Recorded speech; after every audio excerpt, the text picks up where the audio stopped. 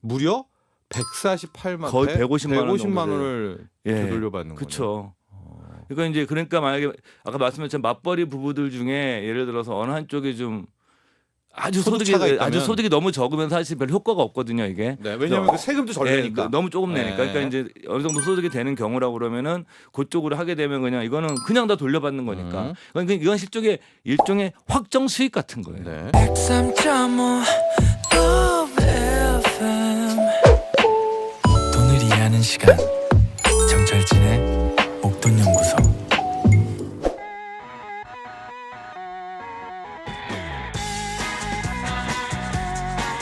투자를 할 때도요. 이런저런 다양한 지식이 많은 도움이 됩니다. 알아두면 언젠가는 쓸데있는 투자잡학사전 알쓸투잡. 미래에셋 투자와 연금센터 이상훈 전무와 함께합니다. 안녕하십니까? 예, 반갑습니다. 저희가 지난 시간에서 계속해서 이 세금 혜택 상품들 보고 있지 않습니까? 1952번님 지난주 ISA 계좌에 대해 정말 잘 배웠습니다. 0326번님 내 금융지식을 살찌우는 귀한 시간입니다. 이상원 전무님 감사합니다. 자, 이렇게 또 많은 분들이 도움됐다는 이야기를 전해주셨고요. 그게 이제 지난주에 두 편에 걸쳐서 하기로 했었지 않습니까? 이거 세금이 이게 중요하죠? 중요하죠. 사실은 세금을 좋아하시는 분도 없고 또 세금을 덜 내게 되면 우리가 실질 수익률이 실효 수익률이 올라가기 때문에 사실은 세금은 투자 성과에 수익률에 직접적인 영향을 미치는 변수이기 때문에 중요할 수밖에 없죠. 네. 예.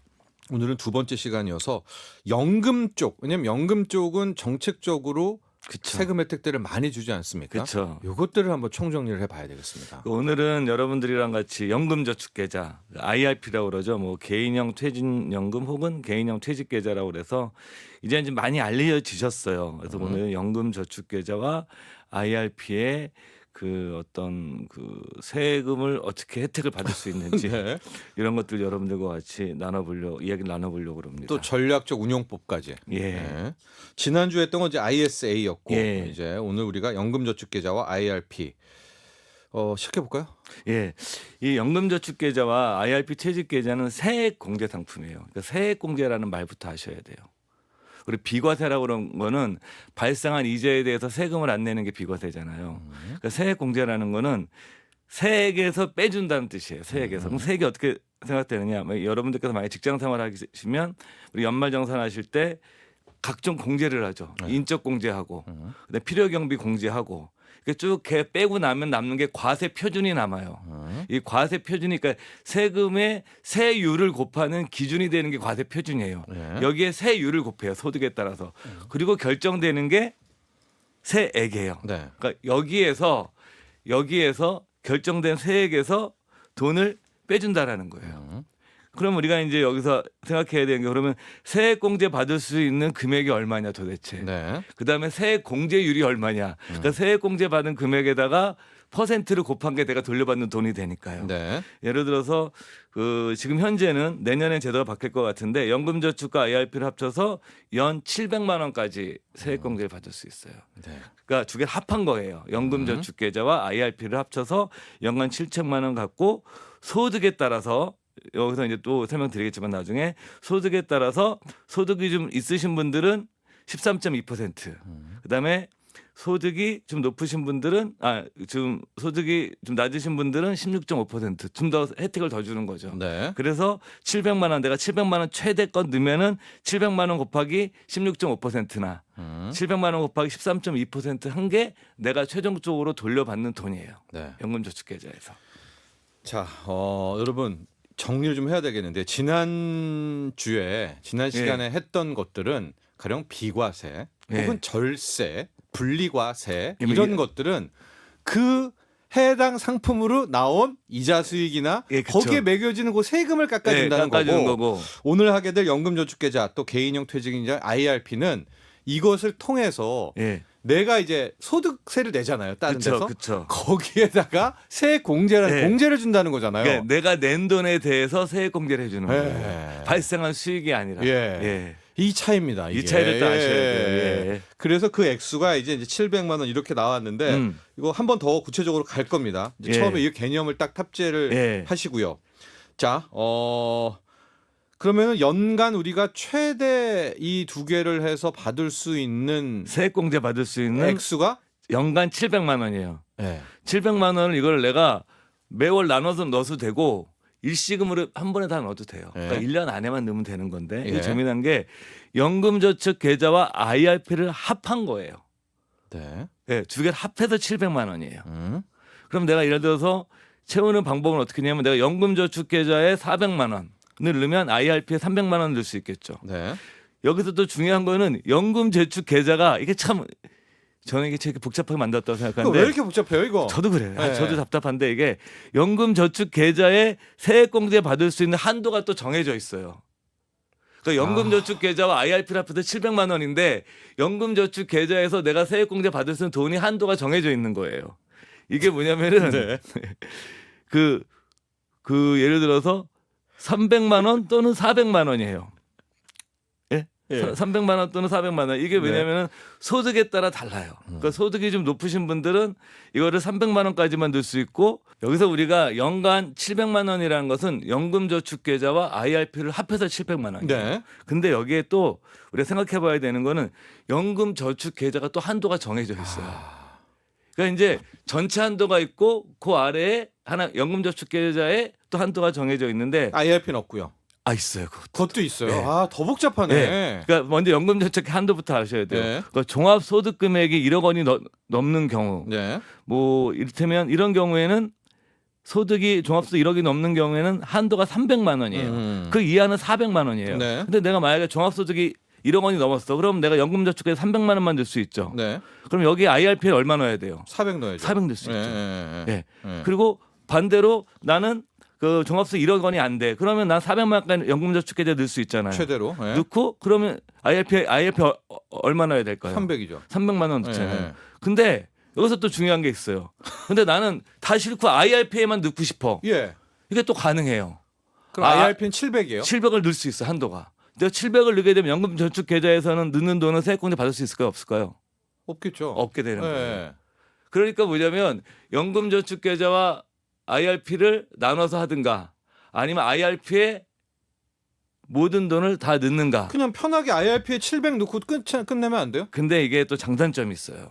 왜냐하면 연금저축계좌 같은 경우는 일정이나 중도인 출도 가능하거든요. 네. 근데 IRP 계좌는 퇴직연금으로 분류가 되기 때문에 특정한 사유, 아, 맞다. 집안에 아프거나 네. 이민을 가거나 뭐 이런 일이 아니면 이건 음. 인출이 잘 안 돼요. 네. 그리고 두 번째 투자할 수 있는 대상이 좀 달라요. 예를 들어서 우리가 연금저축계좌는 내가 100%다 주식형 펀드 다 살 수가 있어요. 네. 100%다 ETF 다 살 수 있는데 IRP는 퇴직연금적 성격을 가지고 있기 때문에 위험자산은 70%밖에 들어가지 않아요. 아.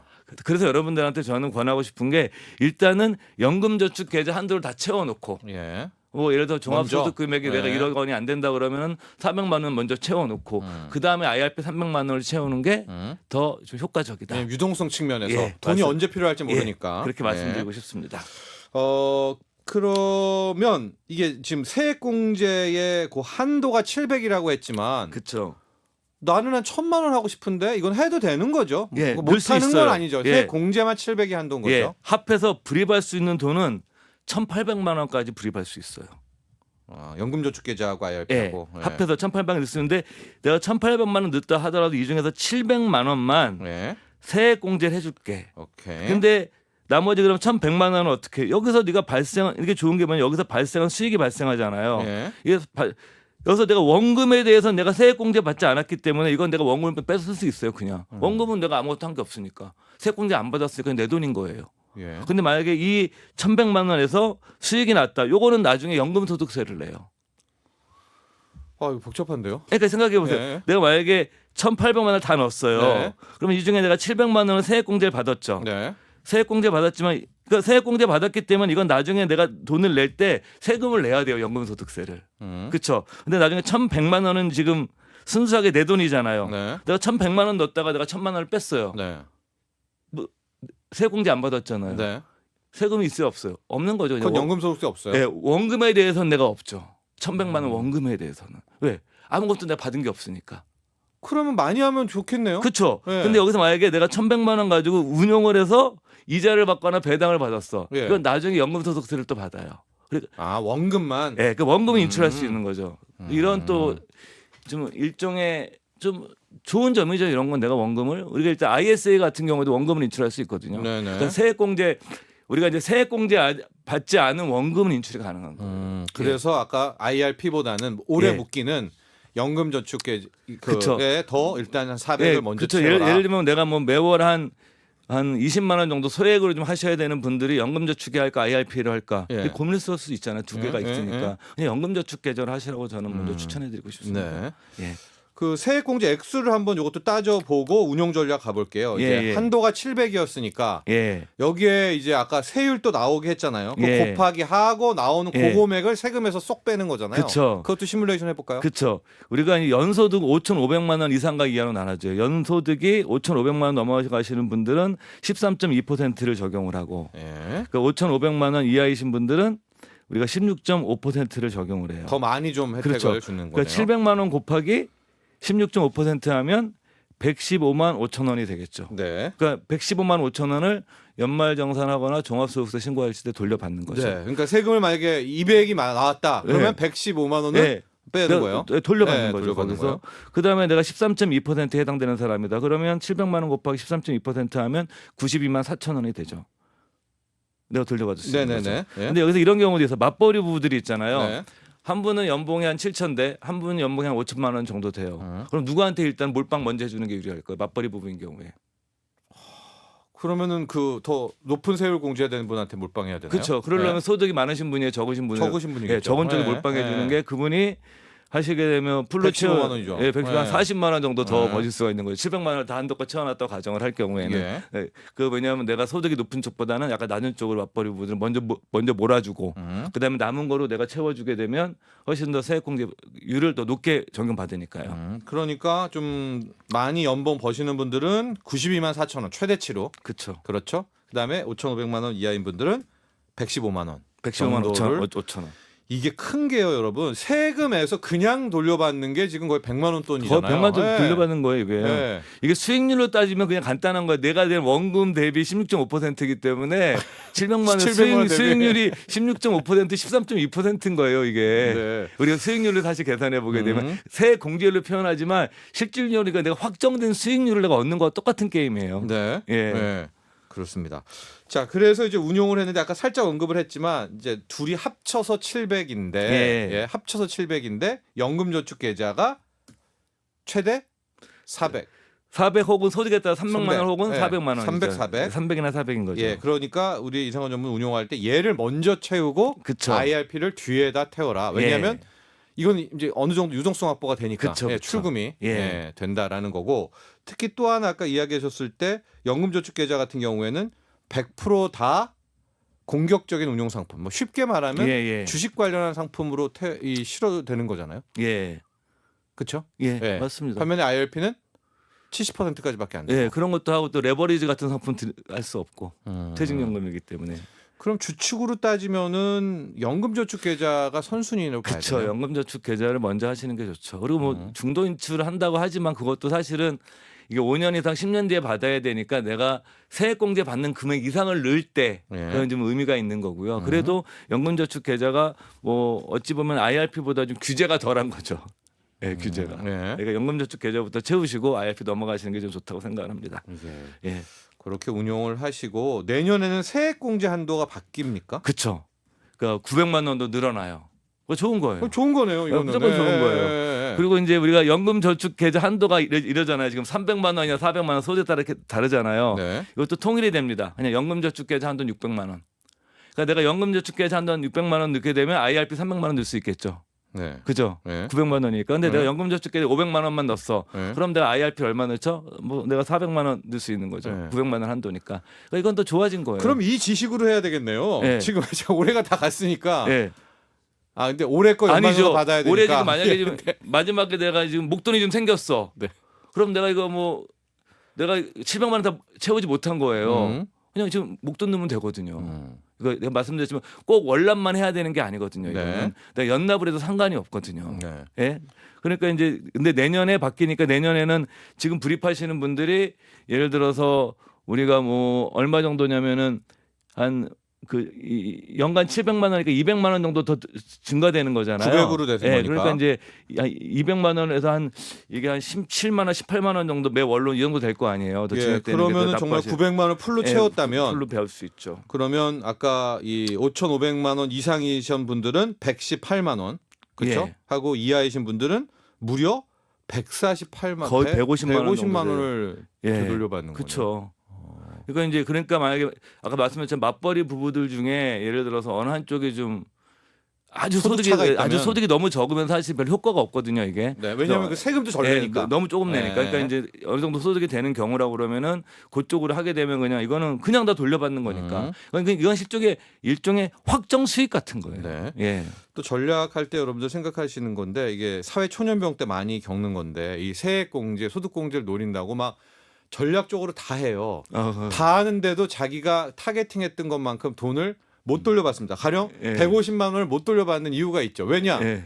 세금이 세금이 너무 예, 작으면 너무 작으면은 예. 예. 그래서 이제 뭐 예를 들어서 그래도 저는 뭐 그 저축 기능도 있는 거니까 나중에 예, 연금이야 뭐 사실은 세금 측면에서는 그런 애매모호한 점은 있지만 네. 또 저축이라 생각해 보면 또 나중에 언제 맞습니다. 쓸 수 있는 돈이니까요.